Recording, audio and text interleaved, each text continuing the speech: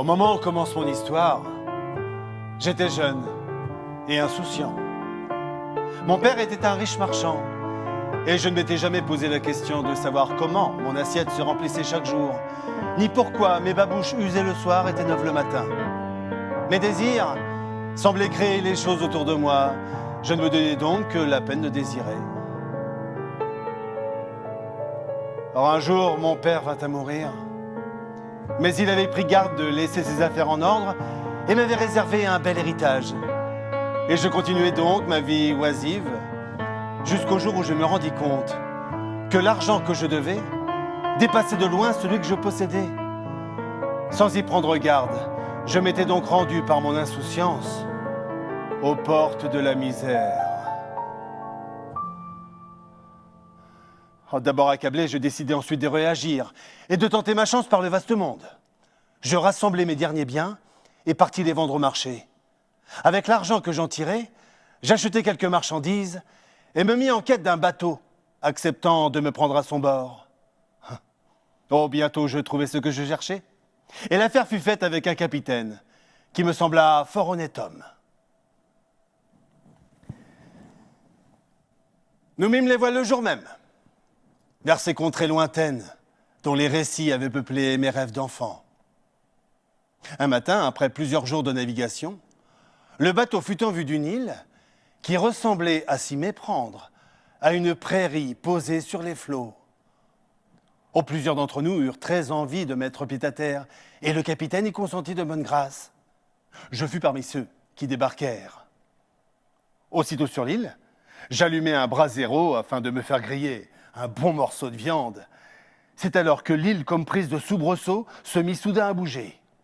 Des cris nous parvinrent du bateau. « Sautez dans la chaloupe et regagnez le bord !»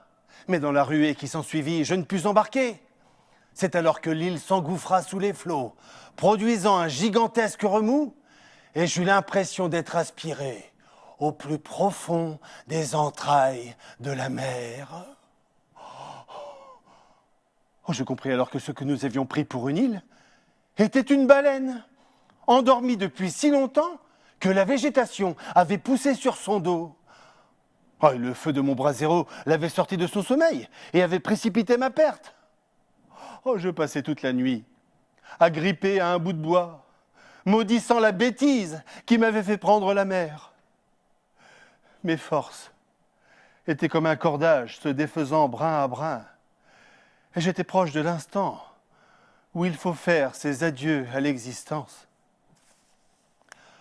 Quand se dévoila devant moi une terre.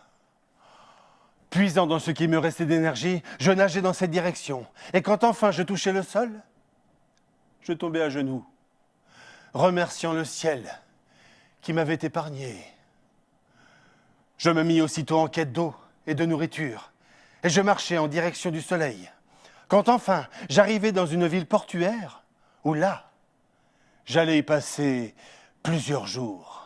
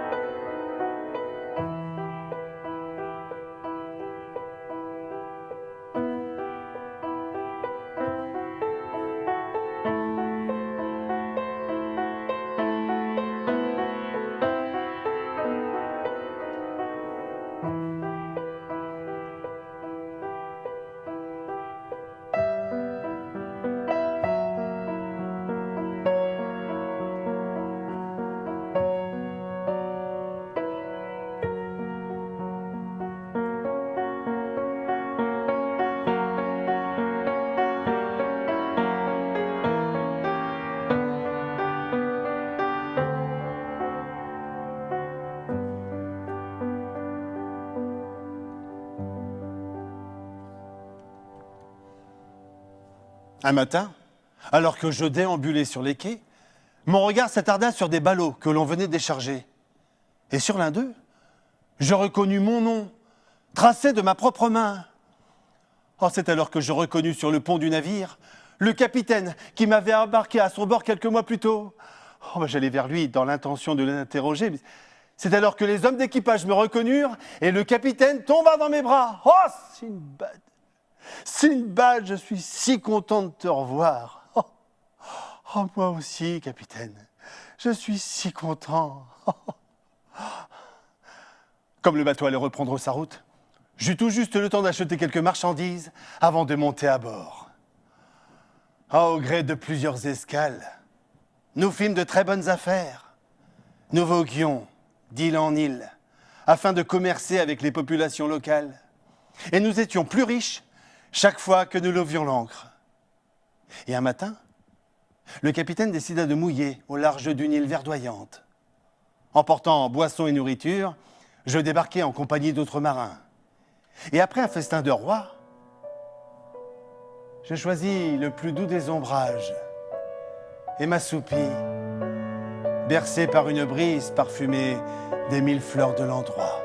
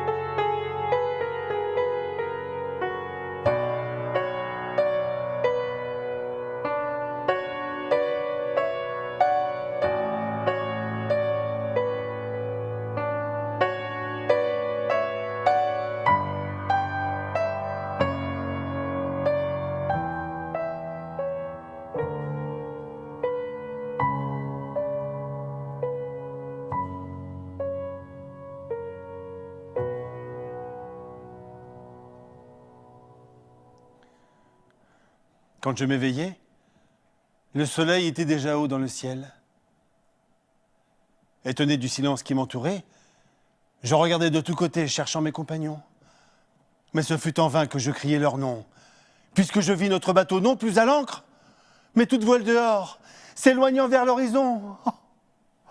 Je tombais à genoux, hurlant au ciel mon désespoir d'avoir été abandonné au beau milieu de nulle part.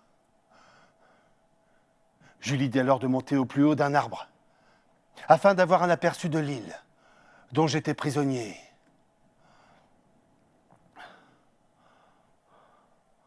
Au loin, je distinguai une forme blanche, aussi énorme qu'étrange. Après avoir marché longtemps, je me retrouvai devant cette masse, haute et lisse, sans la moindre ouverture, et qui ne ressemblait à rien de connu. Où j'en étais là de mes réflexions, lorsque le ciel s'obscurcit comme sous l'effet du plus épais des nuages, je levai les yeux et distinguai un oiseau aux dimensions extraordinaires. Je compris alors que cette forme qui se dressait devant moi était un œuf. L'œuf de cet effroyable volatile qui plongeait maintenant vers moi. Il me revint en mémoire le récit de matelot parlant d'un animal semblable à celui-ci et qu'ils appelaient roc. Je me serrai tant contre l'œuf que lorsque l'oiseau se posa, je me retrouvai contre une de ses pattes. Puis à l'aide de mon turban, je m'y attachai aussi solidement que je le pus. Je ressemblais à un supplicié ficelé à un tronc d'arbre. Si ce roc pouvait me tuer d'un seul coup de bec, il pouvait aussi me rendre ma liberté en me faisant quitter l'île. Et ce fut ce qui arriva. Après une nuit interminable, l'oiseau prit son envol aux premières lueurs du matin. En 2 coups d'aile,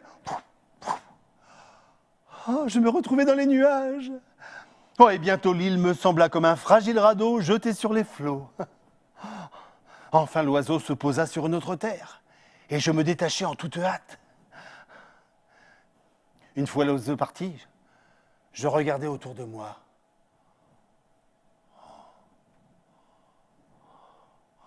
Oh, je me trouvais au cœur d'une vallée si profonde que les montagnes qui la ceinturaient perdaient leur cime dans les nuages. Oh, mais loin de s'améliorer, ma situation semblait plus terrible encore, à tel point que je prêtais à peine attention aux nombreux diamants qui jonchaient le sol. En effet, l'endroit était peuplé de centaines de serpents, dont les plus petits auraient pu engloutir un chameau. Oh, toute la journée se passa à tenter d'éviter de se faire dévorer par ces nombreux reptiles. Tout à coup, une pièce de viande sanguinolente tomba à mes pieds. Boum. Je regardai de tous côtés et vis que d'autres morceaux de viande dévalaient la montagne. Oh, il me revint encore en mémoire le récit de Matelot qui parlait de marchands qui avaient inventé cette technique pour s'emparer des diamants. Ben oui, ceux-ci venaient se coller aux morceaux de viande qui attiraient les aigles. Les aigles s'en saisissaient et les portaient jusqu'à leur nid. Il suffisait alors de les chasser à coups de pierre et de s'emparer des joyaux. En n'ayant plus rien à perdre, j'échafaudai un plan insensé et je ramassai le plus de diamants possible et les rangeai au fond de ma bourse de cuir. Puis à l'aide de mon turban,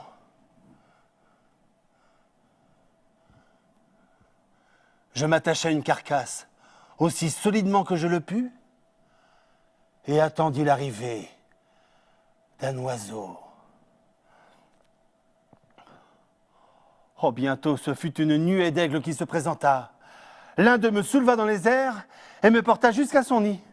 Mais là, dans le nid, j'eus à peine le temps de défaire mon turban avant que des marchands, armés de bâtons et de cailloux, ne fondent sur l'oiseau, qui s'envola aussitôt.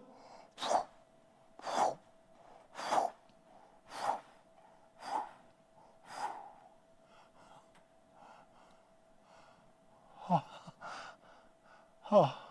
Mais lorsque les marchands me découvrirent dans le nid, ils furent plus énervés qu'étonnés, persuadés que j'en voulais à leur bien. Oh, j'eus bien du mal à leur raconter mon aventure. Et ils ne se calmèrent que lorsque je leur proposai de partager le contenu de ma bourse. Je passai toute la nuit à leur campement. Le lendemain, satisfaits du butin qu'ils avaient amassé, ces marchands décidèrent de partir vers des contrées moins hostiles. J'en étais ravi, comme vous pouvez l'imaginer. Notre marche à travers les montagnes dura plusieurs jours. Nous marchâmes longtemps, très longtemps. Quand enfin nous arrivâmes dans une ville portuaire, où je pus rapidement trouver un autre navire afin de poursuivre mes aventures.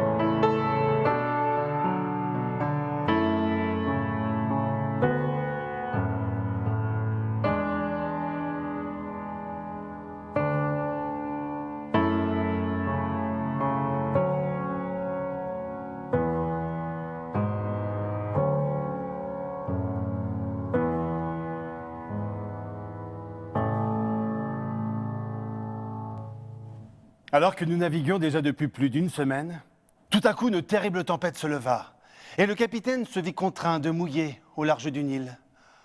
Oh, malheureusement, cette île, loin d'être notre salut, allait sans doute précipiter notre perte. En effet, elle était habitée par de dangereux petits hommes, aussi laids que poilus, auxquels nous ne pourrions résister tant ils étaient nombreux. Et le pire, effectivement, arriva. Ces étranges créatures s'abattirent sur le bateau comme une nuée de sauterelles. En un instant, elles furent sur le pont et coupèrent l'ancre. Puis ils manœuvrèrent jusqu'au rivage et nous débarquèrent comme du bétail. Puis ils prirent le large, sur notre embarcation toute voile dehors, visiblement très satisfaits d'abandonner leur île.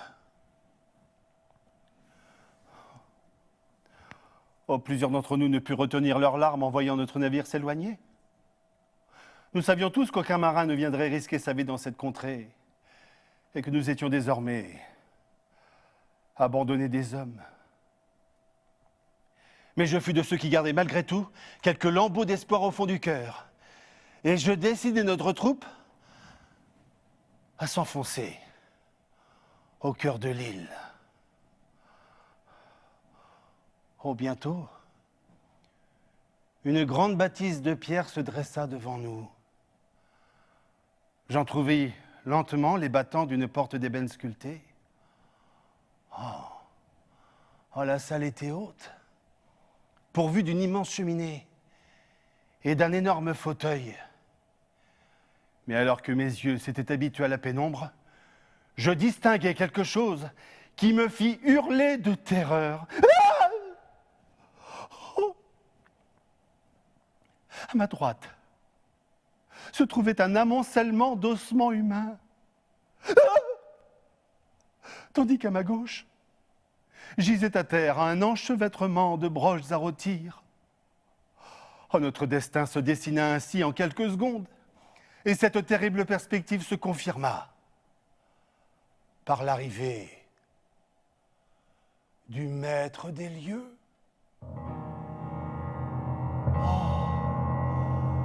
Oh, il était haut comme un arbre, et son visage n'avait rien d'équivalent en laideur sur cette terre. Au milieu de son front s'entr'ouvrait un seul œil, avec lequel il scrutait la pièce, à la recherche de sa pitance. Mais comme nous l'avions supposé, sa main velue s'abattit sur l'un d'entre nous, et ce fut moi qu'il choisit en premier. M'arrachant de terre, il me soupesa, comme une fermière l'aurait fait avec un poulet sur le marché, et me rejeta aussitôt dans un coin. Son choix se porta ensuite sur notre capitaine, qui était sans conteste le plus gras d'entre nous. Oh, je vous épargnerai les détails de la cuisson de ce malheureux. Sachez seulement que ces hurlements résonnent encore aujourd'hui dans ma tête. Mais une fois son appétit satisfait, le monstre s'affala sur son fauteuil et s'endormit. Oh, ces ronflements firent trembler les voûtes du palais. Le lendemain matin, il quitta les lieux sans un regard pour nous et verrouilla la porte derrière lui. Je résolus alors à parler à mes compagnons. Compagnons, notre mort est si atroce et si certaine qu'il nous faut tenter l'impossible. Oh, sur la plage, j'ai vu quantité de bois. Il nous faut sortir d'ici et construire des radeaux. Puis à la tombée du soir, nous devrons revenir ici, attendre le retour du géant et le tuer. Là, si nous réussissons, nous pouvons espérer qu'il passe au large quelques navires. Si nous échouons, eh bien, certains d'entre nous parviendront peut-être à s'échapper et à s'en remettre à la merci de l'océan. Oui, je sais qu'il est périlleux de prendre la mer sur des bouts de bois ficelés ensemble, mais je préfère 1000 fois être englouti par les flots que de périr dans l'estomac de cet être immonde. Mon discours sembla les convaincre, et l'un d'entre eux trouva une porte pour sortir du palais. Oh, à la tombée du soir, les radeaux étaient prêts, et ce labeur avait rendu à tous un peu d'espoir et de courage. Mais à peine étions-nous revenus dans le palais que la lourde porte s'ouvrit, laissant passer celui que nous avions résolu de tuer. Oh, nous aurions presque été heureux de tenter l'impossible si notre plan n'exigeait de laisser l'un d'entre nous se faire dévorer sous nos yeux. Oh, une fois encore, je vous passerai les détails de ce funeste repas. Mais le monstre, une fois repu, s'affala sur son fauteuil et s'endormit comme une masse. Au premier de ses ronflements, chacun s'empara d'une broche à rôtir et la fit rougir au feu de cheminée. Puis nous nous approchâmes de lui en silence.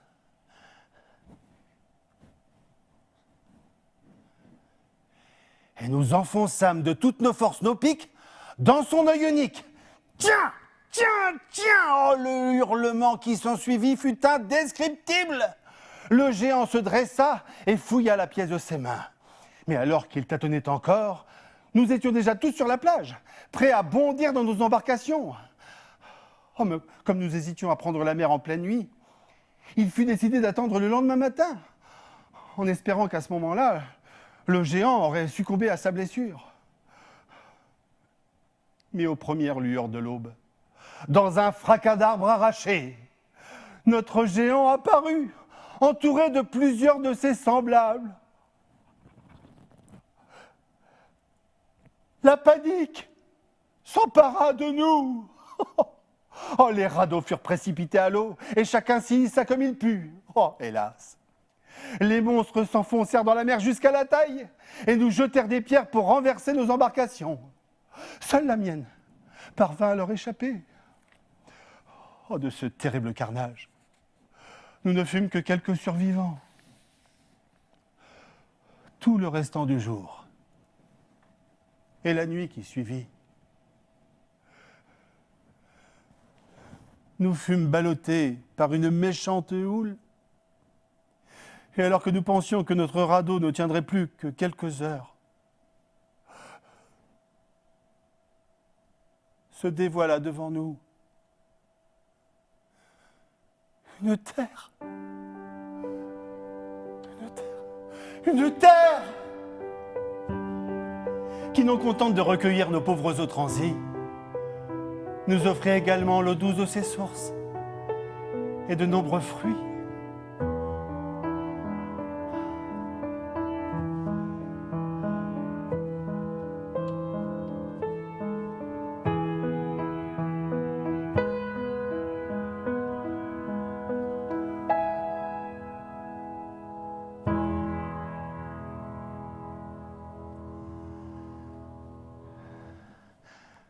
Alors que nous reprenions espoir et vie, passant notre temps à rafistoler notre vieux radeau afin de reprendre la mer dès que possible, nous fûmes soudain encerclés par une troupe d'hommes à la mine peu avenante, qui du bout de leur lance nous poussèrent jusqu'à leur maison. Et là,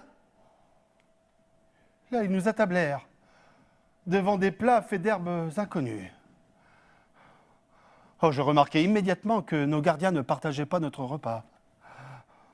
Oh, mais hélas, mes compagnons ne furent pas aussi vigilants que moi.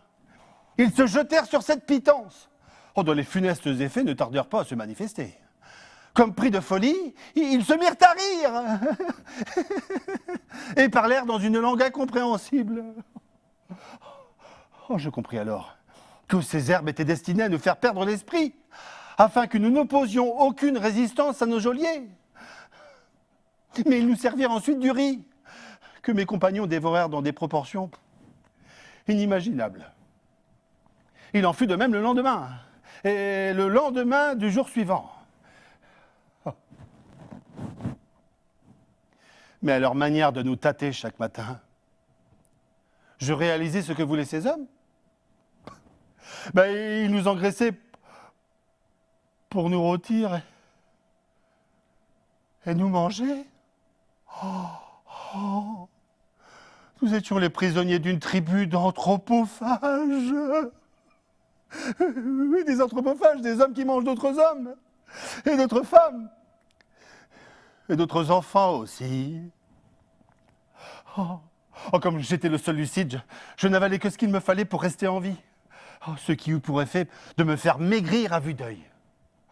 Oh. Mes compagnons gras comme des porcs, retenaient toute l'attention de nos geôliers et ne m'accordaient plus un regard. C'est ainsi qu'un matin, je pus m'enfuir sans qu'aucun d'eux ne se donne la peine de me rechercher.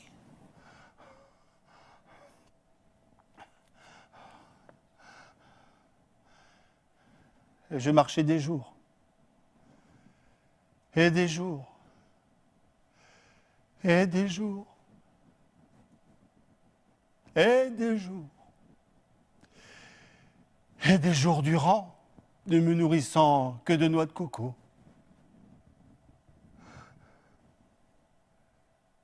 Et au matin du 8e jour, je rencontrais des hommes occupés à cueillir du poivre. Ils me regardèrent approcher et sans aucune hostilité me parlèrent dans ma langue. J'étais sauvé. Ils écoutèrent mon histoire en affirmant que je devais être le seul rescapé de ces terribles anthropophages dont ils savaient la cruauté. Comme ils avaient amassé assez de poivre, ils me proposèrent de monter à leur bord et de les accompagner chez eux. Ce que j'acceptais avec gratitude.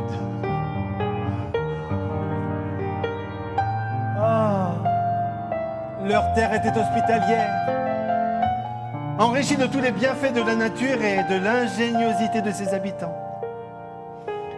Je fus bientôt présenté au roi, qui se passionna pour le récit de mes aventures et me combla de ses largesses.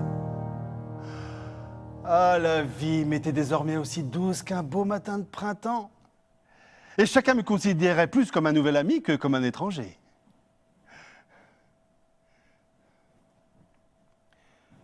Mais au jour où je vous parle, je serais peut-être encore en cet endroit, si le roi, un beau matin, ne m'avait fait appeler. Et voici ce qu'il me dit. Cher Sinbad, tu sais combien je t'aime et combien je veille sur ton bonheur dans cette cité que tu honores de ta présence. Une chose pourtant me chagrine. Il ne se passe pas un jour sans que je redoute ton départ. Et cette incertitude m'est insupportable. Je veux que tu prennes femme en ces lieux et renonce à ton retour à Bagdad.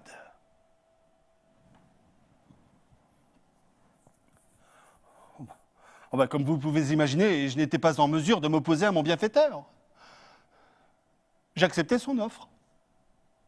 Il me maria sur le champ à une jeune fille de haute naissance. Et comme elle était aussi gracieuse qu'intelligente, mon existence se trouva encore embellie par cette union.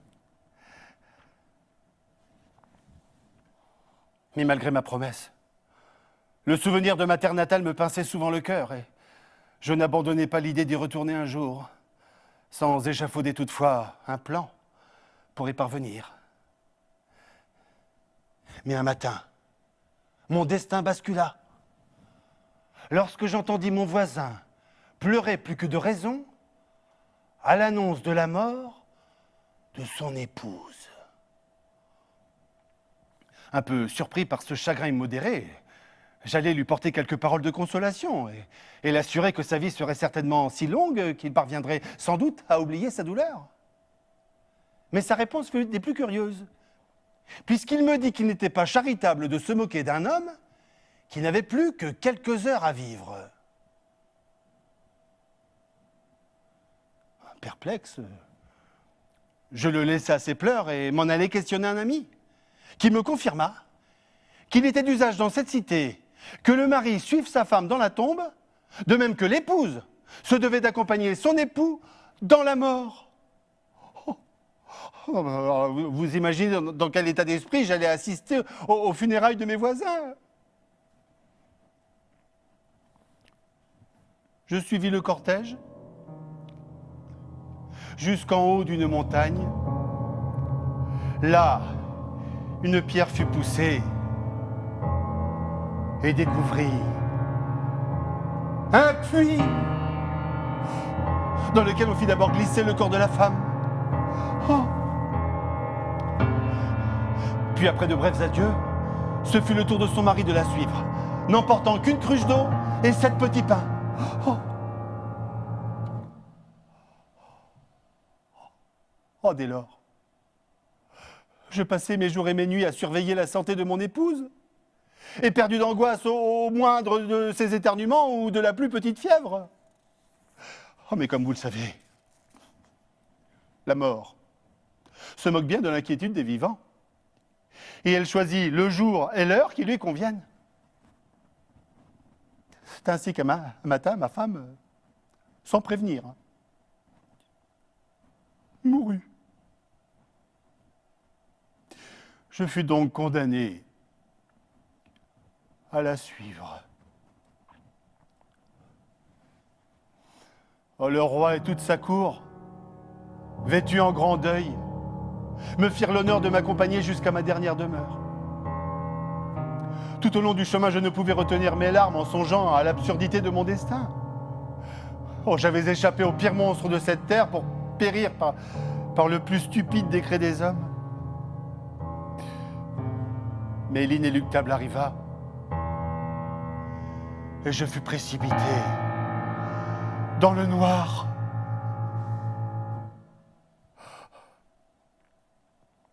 Oh, avant que mes yeux puissent s'habituer à la pénombre, je me précipitai aussi loin que possible de l'entassement des morts.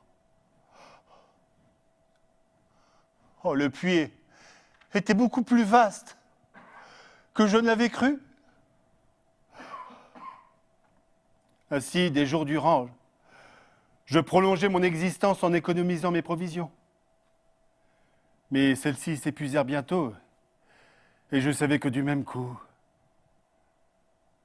j'arrivais au terme de ma vie.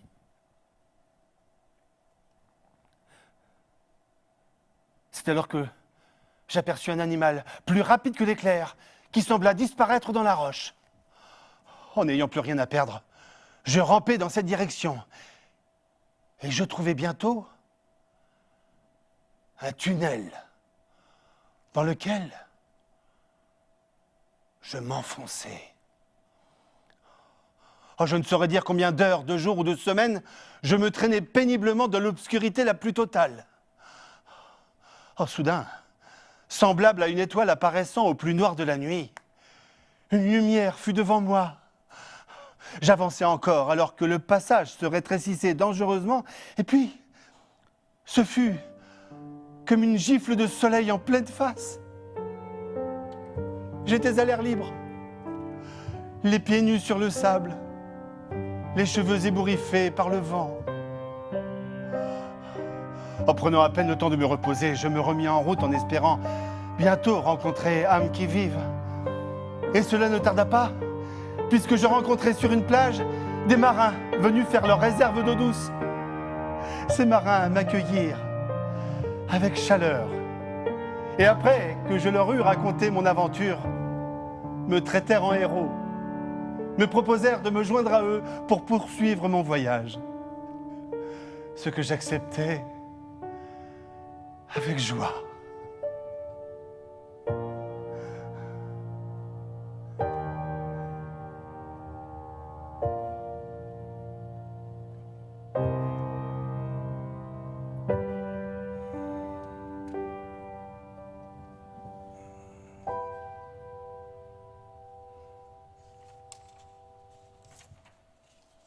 Un matin, le capitaine nous déclara qu'il avait perdu sa route et qu'il n'avait pas la moindre idée de l'endroit où nous nous trouvions.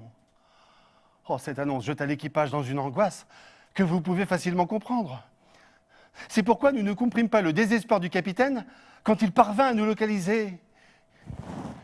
Il nous expliqua que nous étions au pire endroit de l'océan et que de terribles courants allaient nous précipiter contre les rochers. Il nous conseilla de prier et de faire nos adieux au monde. Oh, que se passait-il? Personne ne le sait. Toujours est-il que nous eûmes la chance de venir nous échouer dans un endroit qui nous permit de sauver non seulement nos vies, mais même nos marchandises. Mais notre joie fut de courte durée. Chacun de nos pas nous faisait découvrir, outre des montagnes de marchandises précieuses, mais des ossements humains et les restes de navires déchiquetés.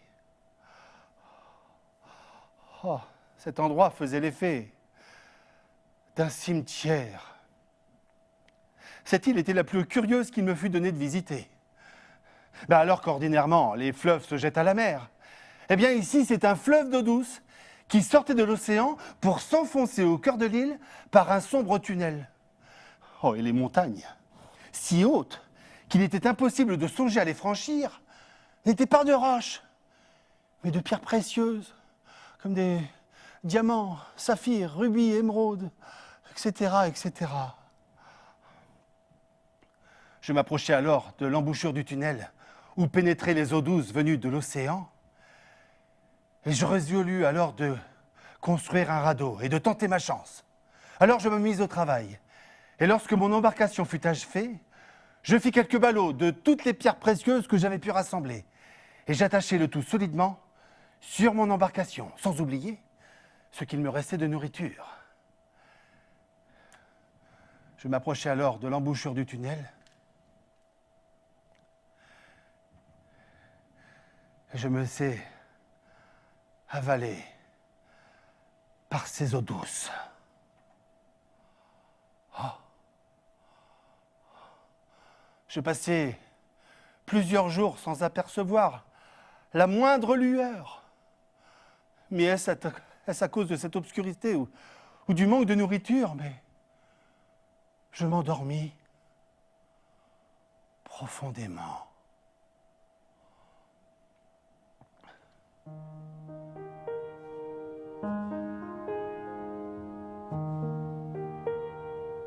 Lorsque je m'éveillai, s'étendait devant moi un doux paysage de champs cultivés. Oh, je pensais être arrivé au paradis. Et c'est donc plus fortuné que je ne l'avais jamais été, que je revins de mon dernier voyage. Je commençais par aller rendre compte de mes voyages au calife, que je trouvais soucieux. Il m'avait cru perdu tant mon absence avait été longue. Mais après que je lui ai raconté mes aventures, il les trouva si extraordinaires qu'il les fit inscrire dans un livre, les contes des 1001 nuits. C'est ainsi que s'achève, chers amis, le récit de mes aventures. Aujourd'hui encore, j'ai peine à croire que je suis là, parmi vous, à goûter le meilleur de l'existence. Après en avoir traversé le pire